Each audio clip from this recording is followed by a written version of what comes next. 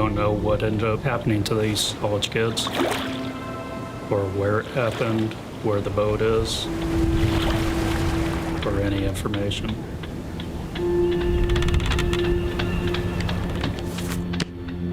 They all would be prominent citizens and have been very successful with their lives by now if they'd not gotten on this sailboat.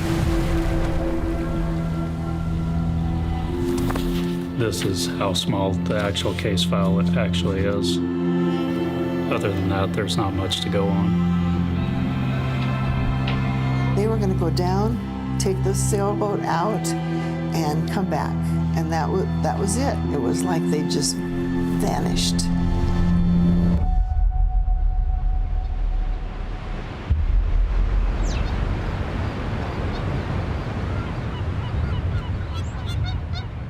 Well, it took some digging, but this is where the mystery began all those years ago, the Breakwater Marina in Tacoma. Although back then it was called Mogene's Public Dock. 7 college students in town for a conference came down here to go for a short evening boat ride, an hour and a half to 2 hours. Some reports had them possibly heading up around Vashon Island, others up towards Seattle, neither of which is possible in that amount of time. So where did they go?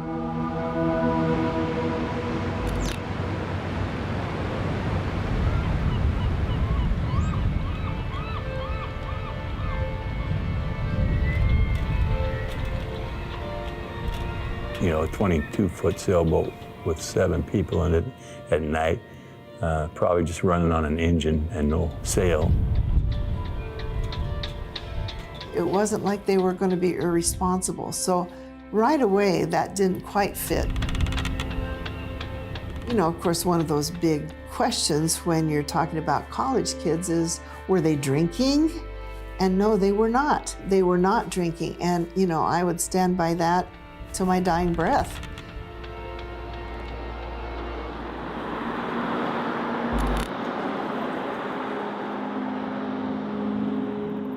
My name is Gary Leiby. I was fraternity brothers with Jim Dickinson and Brian Williams, who were lost at sea in 1971. Jim Dickinson was from Pullman. His dad was a professor at WSU. We were in the same pledge class. That's how I met him. Smart guy, quiet, but real smart, real sharp, and could always find an answer to something. And Brian Williams, the older guy, he was a really gentle giant. He's a big guy, 6'4" maybe, or bigger.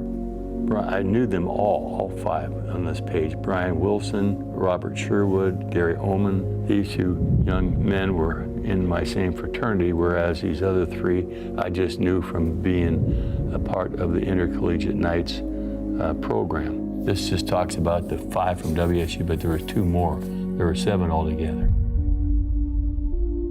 My name is Wes Sodorf. My half-brother is Dennis Newton. My brother was a bit of a brainiac. In today's terms, we would probably discuss him as a nerd, his ability to learn, and had that photographic memory that he could look at something and it was history. He had it memorized. Time's a healer.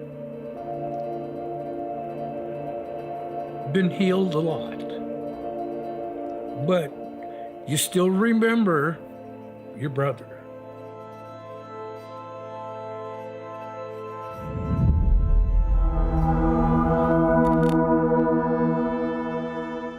I can picture her just as clear as day. Really a nice gal, very outgoing. You know, I think most of us as duchesses were outgoing people, liked people. My name is Melanie Haycock. I was supposed to be on that boat.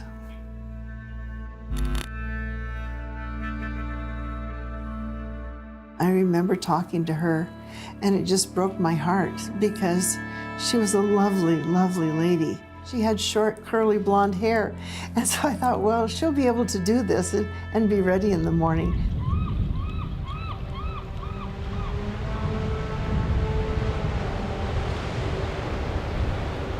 The next day, we got calls from people that said, hey, Guys went out sailing last night and never came back. Then the alarm was sounded.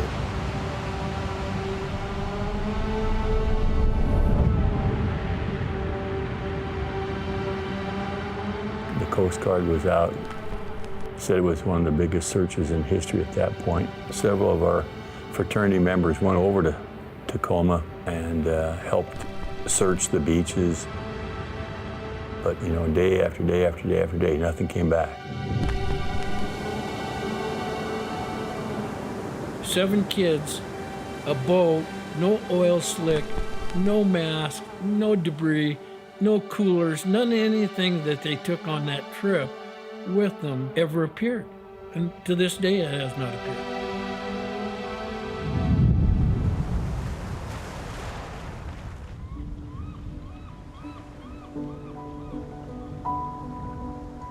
It'd be awesome to have a closure, but I think we know what happened. And well, it's really speculation as to what they did because nobody knows. Nobody will ever know. Is this one you think will ever be solved? No, I don't think there will ever be closure for these families.